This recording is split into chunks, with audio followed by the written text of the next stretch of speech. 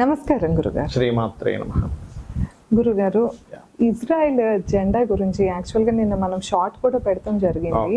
ఈ వీడియో అయితే వైరల్ అవుతూ వస్తుంది గురుగారు. మనం గతంలో పూరి జగన్నాథ్ ఆలయం పైన కనుక కాకి జెండా ఎలాగ తీసుకెళ్లిపోయిందని చెప్పామో, సేమ్ ఇప్పుడు వచ్చేసి ఇజ్రాయెల్ జెండాని అట్లనే కాకి లాగి కింద పడేయడం జరిగింది. అలా జరిగింది. అట్లనే సేమ్ చూస్తే ఇంకొక వీడియోలో మొత్తం కాకులు గుంపులుగా ఒక ప్లేస్ లో బాగా తిరగటం అయితే చూపిస్తున్నారు ఇజ్రాయెల్ లోని. ఇది కూడా ఇది వాళ్ళ దేశం వాళ్ళే చాలా మంది అయితే వైరల్ చేస్తూ వస్తున్నారు ఈ వీడియోని. అసలు ఇది దేనికి సంకేతంగా చెప్పొచ్చు? కాకులు ఇలా గుంపుగా తిరగటం అనేది మంచి శకునమా కాదా? ఎందుకంటే కాకిని జనరల్ గా మనకి ఎక్కువ శకునానికి వాడుతూ ఉంటారు. ఒకసారి ఆ విషయాలు చెప్పండి గురుగారు. యాక్చువల్గా ఏంటంటే ఇజ్రాయెల్లో ఎవ్రీ ఇయర్ అలా కాకులు తిరుగుతాయట. నేను తర్వాత దాన్ని తెలుసుకున్నా. అయితే ఇక్కడ ఏంటంటే మనకి శాస్త్రాల్లో అనేకమైనటువంటి శకున నిమిత్త శాస్త్రాల్లో చాలా స్పష్టంగా చెప్పడం జరిగింది. గ్రహస్థితులు డిఫరెంట్గా ఉన్నప్పుడు తిరిగినప్పుడు దాన్ని తీసుకోవాలి, గ్రహస్థితులు డిఫరెంట్గా లేనప్పుడు తిరిగినప్పుడు దాన్ని జనరల్గా జరుగుతుందని తీసుకోవాలి. సహజంగా జరిగేటువంటి విషయాలకి గ్రహస్థితి, ఇప్పుడు మనకి కుజుడు మీనరాశిలోకి ఎంటర్ అవుతున్నాడు 2వ తేదీ నుంచి. ఓకే, 2 మార్చి నుంచి ఎంటర్ అవుతున్నాడు. కాబట్టి ఈ యొక్క యుద్ధ వాతావరణంలో ఇజ్రాయెల్కి కాస్త ఎక్కువ నష్టం ఉందనేటువంటి దాని యొక్క సంకేతం. ఇంకోటి ఏంటంటే మన కూర్మయంత్రంలో కూడా కూర్మయంత్రం అనేటువంటిది ఉంటుంది. మనం ఆ చిన్న షార్ట్లో అది కూడా నేను మీకు చూపించాను.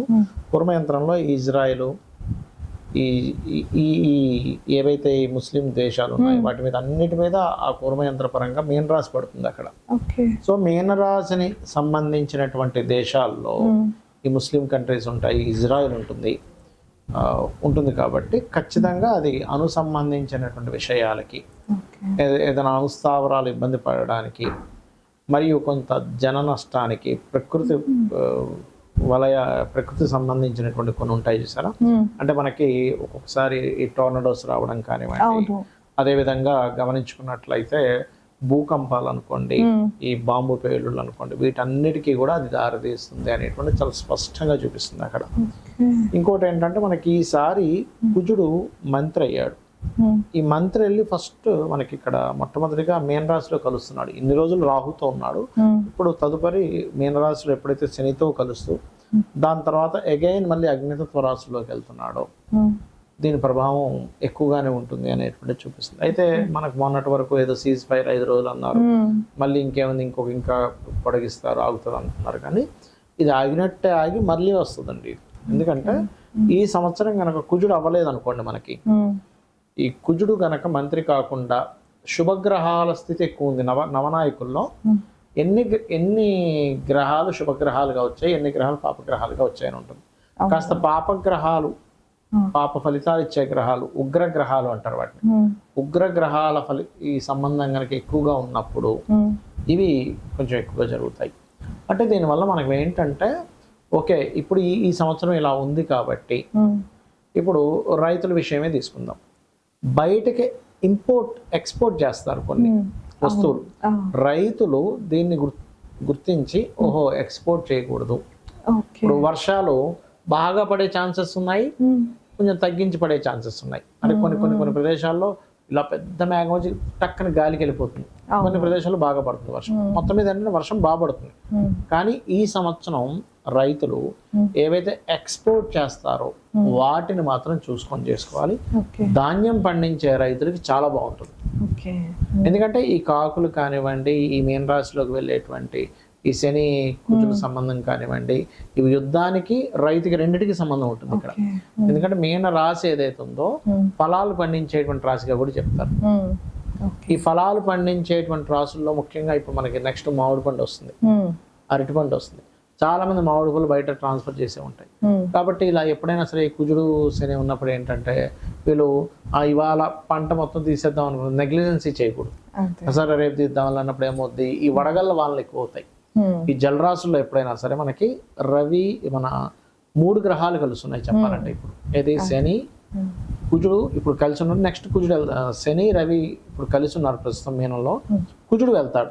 ఈ 2వ తేదీ నుంచి 14వ తేదీ వరకు 3 గ్రహాలు కలిసి ఉంటాయి ఇక్కడ. ఆ 3 గ్రహాలు కలిసి ఉండి దాని తర్వాత రవి మారుతాడు. ఈ 2 గ్రహాలు కలిసి ఉంటాయి. అంటే రవి అక్కడ ఉన్నప్పుడు ఏంటంటే ఒకటి రాజులకి గండం ఉంటుంది, ఈ 14 రోజులు పొలిటికల్గా ఉండేటువంటి వారు, ఓకే ఏదైతే ప్రెసిడెంట్ రకరకాల దేశాల్లో ఉండేటువంటి వారు చాలా జాగ్రత్తగా ఉండాలి. ఓకే రెండవది పంటలు పండించేటువంటి వాళ్ళల్లో ఈ ఫలాలు ప్రత్యేకంగా మామిడి పండు ఇవి పండించేటువంటి వారు సమయం వీలైతే ఒక రోజు ముందే తీసేసేయండి, కానీ ఓకే దాన్ని మరలా సర్లే నెక్స్ట్ వీక్ తీసుకుందాం అనుకుంటే ఈ వడగళ్ళ వాన వల్ల దెబ్బతినే ఛాన్స్ ఉంటుంది. కాబట్టి రైతులకి ఇలాంటి సూచనలు ఇవ్వడం కోసం మనం ప్రకృతిలో ఉండే నిమిత్తాలని, గోచారంలో ఉండేటువంటి గ్రహాలని తీసుకొని చెప్పడం జరుగుతుంది. అంటే ఇప్పటి నుండి 14 రోజులు అంటారు. 14 రోజులు ప్రధానంగా, అయితే 45 రోజులు ప్రధానంగా జాగ్రత్తగా ఉండాలి. అయితే ఈ యుద్ధ వాతావరణం 45 రోజులు కాదు, ఈ సంవత్సరం అంతా ఉంటుంది.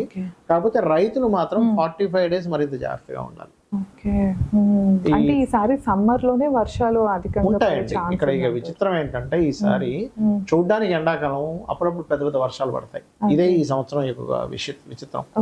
ఇదేమిటి, ఎండాకాలం మంచి ఎండలు ఉండాలి కదా, వర్షాలు పడుతున్నాయంటే అనిపిస్తుంది. అవును, పిచ్చి వర్షాలు పడిపోతాయి. అబ్బాయి ఏమిటి ఇలా పడుతుంది. ఇంకా వర్షాకాలం అయితే మీరు చెప్పనక్కర్లేదు, జూన్ దాటిన తర్వాత, మే జూన్ తర్వాత కుంభవృష్టి, ఎప్పుడు చూసినా వర్షమే ఉంటుంటుంది బయట, అంత వర్షం. ఒక్కొక్కసారి సడన్ గా ఇంకేముంది పెద్ద వర్షం మొన్నట్లాగే ఇంకా ఆగేటట్లేదు అన్నసరి గాలి దూరం వెళ్ళిపోతుంది. అలా విచిత్రం జరుగుతాం. అంటే మనం ప్రిడిక్ట్ చేయలేని స్థితిలోకి వెళ్ళిపోతుంటది.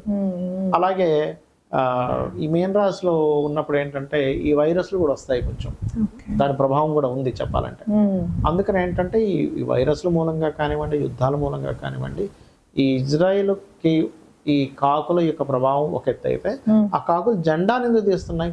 జెండా అంటే ఏమిటి? ఆ దేశం యొక్క సింబల్ అది. అవును, ఆ సింబల్ ని, ఆ జెండాని తీస్తుందంటే దాని అర్థం ఏమిటంటే కామన్ గా తిరగడం వేరు ప్రతి సంవత్సరం. అందులో ముఖ్యంగా మీన రాశిలోకి 3 గ్రహాల కలయికతో వస్తున్నటువంటి దాన్ని ఇజ్రాయెల్ ప్రజలు, ఇజ్రాయెల్లో ఉండేటువంటి భారతీయులు, లేదా ఇస్లాం కంట్రీస్లో ఉండేటువంటి కొంతమంది అక్కడ ఉద్యోగానికి అనుదేశం వెళ్తూ ఉంటారు. అక్కడ ఉండేటువంటి భారతీయులు ఆలోచించి అక్కడ ఎంతవరకు సేఫ్ ప్లేస్లో ఉన్నామనేటువంటి దాన్ని వాళ్ళు గుర్తించాలి. వీలైతే చండి వినడం, లలిత వినడం కనుక చేసినట్లయితే ఖచ్చితంగా వారికి బాగుంటుంది.